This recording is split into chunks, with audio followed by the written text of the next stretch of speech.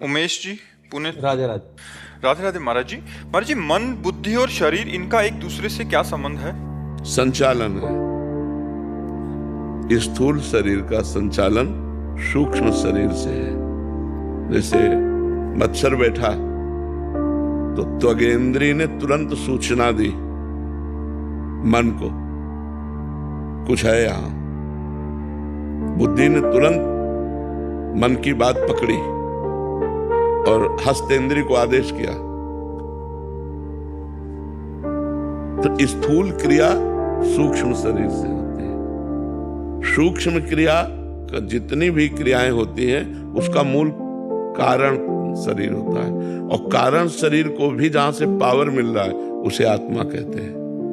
3 शरीर है, स्थूल शरीर, सूक्ष्म शरीर और कारण शरीर। ये बाहरी शरीर कुछ नहीं कर सकता, अंदर से सब होता है।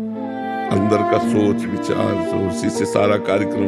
और अंदर जो सोच विचार होंगे वो वैसे ही होंगे जैसा तुम्हारा स्वभाव है, कारण शरीर के अनुसार। अब कारण शरीर की रचना पूर्व जन्म के कर्मों के अनुसार हुई। तो कारण शरीर को पावर जहां से मिलता है वो आत्मा है, वही परमात्मा है। आत्मा ही परमात्मा है, परमात्मा ही आत्मा है। तो उस आत्म तत्व के प्रकाश से, पावर से प्रकाशित होकर के कारण शरीर से सूक्ष्म शरीर, सूक्ष्म शरीर से स्थूल शरीर। स्थूल शरीर में जो क्रियाएं होती है पहले सूक्ष्म शरीर में होती है, तब वो होती है। जैसे कोई आपको कानपुर जाना है तो पहले पूरा कानपुर पहुंच जाओगे आप सूक्ष्म शरीर से। वहां से अटैची करके ऐसे करके वहां से उस गाड़ी को लेंगे, गाड़ी से वहां पहुंचेंगे, उनसे मिले, हाँ ठीक है। पहले क्रिया हो गई अंदर, अब बाहर वो क्रिया हो। पहला सूक्ष्म शरीर सारा कार्य करता है, फिर वो स्थूल में क्रियान्वित दिखाई देता है। तो पावर क्रम बाय क्रम सबको आत्मा ही दे रही है।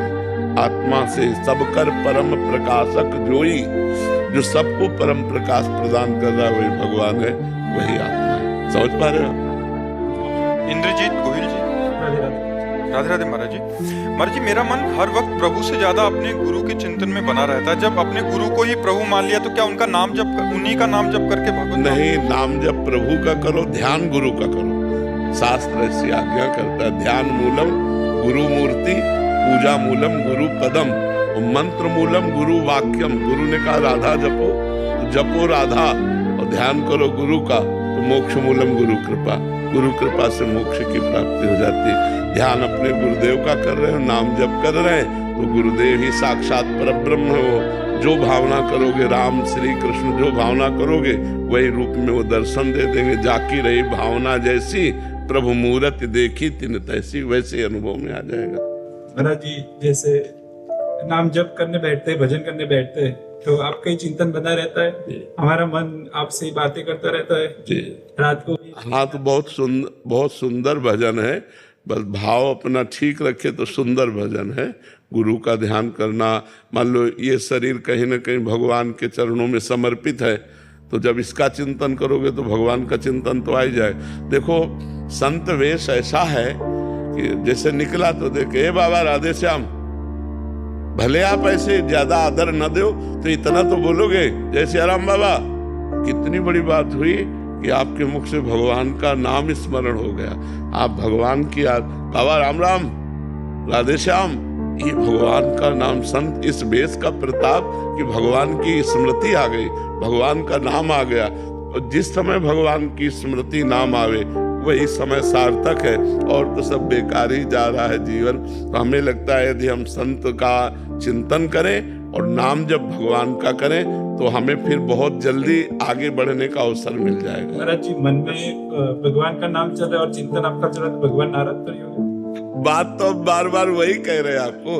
अब आप कहोगे आपका चिंतन करें तो हम मना कर देंगे कि हम दास हैं, हमारा चिंतन करो, स्वामी का चिंतन करो। पर आपके भाव है कि गुरु साक्षात परब्रह्म, तो आप अपने भाव से चिंतन करो। अब हम ये थोड़ी कहेंगे तो हमारा चिंतन करो, हम तो ये कहेंगे हमारे प्रिया प्रीतम का चिंतन करो, राधा नाम का चिंतन करो, कृष्ण का चिंतन करो, संतों का चिंतन करो। अब पकड़ो बात। अब डायरेक्ट हमसे कहना चाहो कि हमारा चिंतन करो तो हम तो मना कर देंगे। भाग्यश्री मिश्र जी, मुंबई से। राधे राधे महाराज जी। महाराज जी, आपके श्रीमुख से सुना था कि भगवत प्राप्ति 5 प्रकार की होती है, तो किस प्रकार से करनी है महाराज जी? क्या 5 प्रकार का तात्पर्य होता है हमारी जैसी भावना होती है, भगवान के समान वैभव प्राप्त होना, भगवान का जैसा रूप प्राप्त होना, भगवान में लीन हो जाना। जैसे हमारे दास्य, सख्य, वात्सल्य, गोपी भाव, सहचरी भाव, ये भाव है ना, तो हम जैसी भावना करते हैं वैसी हमको भगवान की कृपा प्राप्त होती है। अगर हम अभेद चिंतन करेंगे तो भगवान में लीन हो जाएंगे, उसे एकत्व मोक्ष कहते हैं। और भगवान के रूप का चिंतन करते हुए जैसे राम रूप का चिंतन किया और उसी में तन्मय हो गए तो हम राम रूप को भी प्राप्त हो सकते हैं। जैसे भगवान के धाम में जितने जाते हैं सब हरि रूप जाते हैं, वैकुंठ में जितने रहते हैं सब हरि के समान ही रहते हैं। 4 भुजा श्यामलंग सब भगवान, गीध देह तज धरि हरि रूपा आता है ना, हरि रूप धारण करते हैं। तो सारिष्ट सामीप्य, भगवान के समीप रहना, सायुज्य, भगवान का मोक्ष पदवी प्राप्त कर, तो ये भगवान के सबसे मोक्ष है। हमको इस चक्कर में नहीं पड़ना, हमको भजन के चक्कर में पड़ना है कि हमारा 1 मिनट भी भजन से खाली न जाए। बस हमको ये चिंतन करना, हमको ये चिंतन नहीं करना कि हमें सारिष्ट में मोक्ष मिले, कि सारूप्य मिले, कि सामीप्य मिले, कि एकत्व मिले। मालिक जाने, हमें केवल भजन करना है, अच्छे आचरण करना है, भजन करना है, भगवान की लीला कथा सुनकर उसमें मस्त रहना है। संगीता सिंह जी। राधे राधे महाराज जी।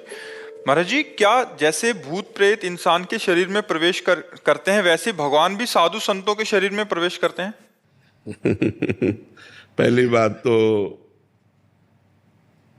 भगवान पहले से बैठे हुए तो प्रवेश क्या करे, सबके हृदय अछत अविकारी, सबके हृदय में अविनाशी परमात्मा हृदय में बैठा है।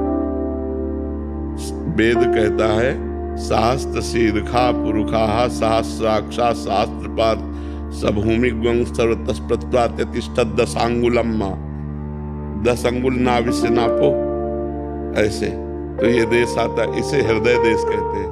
भगवान सबके हृदय में अव्यक्त रूप से विराजमान है। अव्यक्त रूप मतलब आपको दिखाई नहीं दे रहे, महसूस नहीं हो रहे, लेकिन सब कुछ उन्हीं से चल रहा है। तो वो प्रवेश क्या करेंगे, वो तो सबके हृदय में बैठे हैं। हाँ, अब समझना है, जैसे जितना भजन हमारा हुआ उतने भगवान का पावर प्रकाशित होता है। जैसे एक पापी आदमी है तो भगवान का पावर एकदम गुप्त है, थोड़ा भजन किया प्रकाश हुआ, थोड़ा और भजन किया प्रकाश हुआ, ज्यादा भजन हो गया पूरे विश्व में प्रकाशित हो गया, और ज्यादा भजन हुआ, बड़े बड़े चमत्कार प्रकट हो गए, बीमार को ठीक कर दिया, ये कर दिया, वो बड़े बड़े चमत्कार, बड़े सिद्ध, वो भागवतिक प्रभाव है।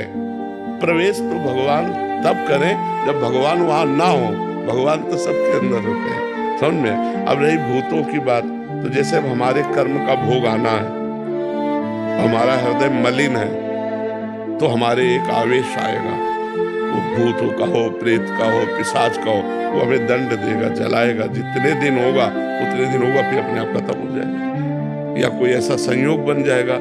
प्रधान हमारा कर्म हमको दंड देगा ना कि भूत प्रेत। अगर हमारा कर्म नहीं है दंड भोगने का तो इस स्मशान से गुजर जाओ, कहीं कोई तुम्हें नहीं लगे। अगर कर्म है तो घर बैठे तुम्हारे दिमाग खराब हो जाएगा, घर बैठे तुम में प्रेत का आवेश हो जाएगा। पर भगवान का ऐसा नहीं, क्योंकि भगवान सबके हृदय में पहले से विराजमान है। कहो सो कहाँ जहाँ प्रभु ना है, कहो भाई कोई ऐसी जगह जहाँ प्रभु ना हो, वो तो सब जगह विराजमान। लव जी। जय श्री